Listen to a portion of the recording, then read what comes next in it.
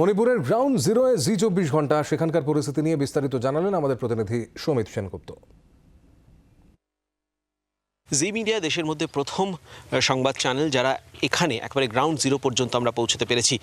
চূড়াচাঁদপুর, যেখান থেকে এই যে সংঘর্ষ যেটা শুরু হয়েছিল, যে হিংসা ছড়াতে শুরু করেছিল, সেখানে আমরা এই মুহূর্তে রয়েছি। একটি গ্রামে রয়েছি। গ্রামের নাম কি সেটা বলার জন্য কোনো মানুষ এখানে নেই, কারণ প্রত্যেকেই এখানে ঘর ছাড়া। একটার পর একটা বাড়ি এখানে ভাঙা হয়েছে, জ্বালিয়ে দেওয়া হয়েছে। এখনও পর্যন্ত আমরা দেখতে পাচ্ছি যে আগুন জ্বলছে বেশ কিছু জায়গায়। একটার পর একটা বাড়ি ভাঙা হয়েছে। এই গোটা গ্রামটা পুরোপুরি নষ্ট করে দেওয়া হয়েছে, ভেঙে দেওয়া হয়েছে।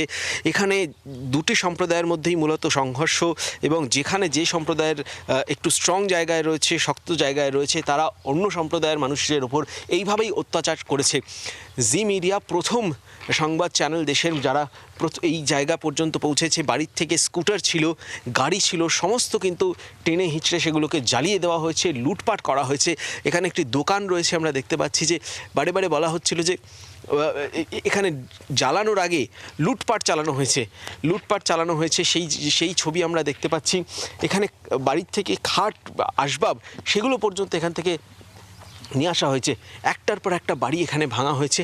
সব মিলে কিন্তু মণিপুরের পরিস্থিতি যথেষ্ট ঘোরালো। বিভিন্ন জায়গায় এখনও পর্যন্ত গাড়ি জ্বালাচ্ছে, রাস্তা অবরোধ করে রেখে দিয়েছে, গাছ ফেলে রেখে দিয়েছে।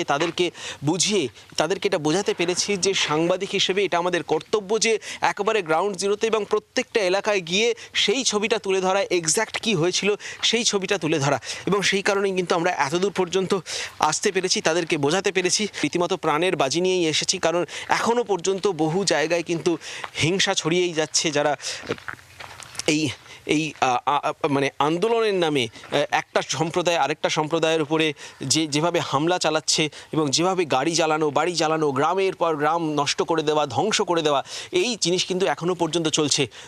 সকলে মিলে চেষ্টা করছে যাতে খুব তাড়াতাড়ি পরিস্থিতি নিয়ন্ত্রণে আনা যায়। অনেকটাই পরিস্থিতি নিয়ন্ত্রণে আনা গেছে। শুটের সাইটেরও অর্ডার দিয়েছে, তবে কতজনের মৃত্যু হয়েছে এখনও পর্যন্ত কিন্তু সরকারের তরফ থেকে সে কোনো তথ্য সামনে প্রকাশ করা হয়নি। তবে একেবারে পুরোদমে প্রশাসনের তরফ থেকে চেষ্টা করা হচ্ছে আর যাতে বেশি দিন এই পরিস্থিতি না থাকে, দ্রুত রাজ্যের পরিস্থিতি শান্ত করার জন্য।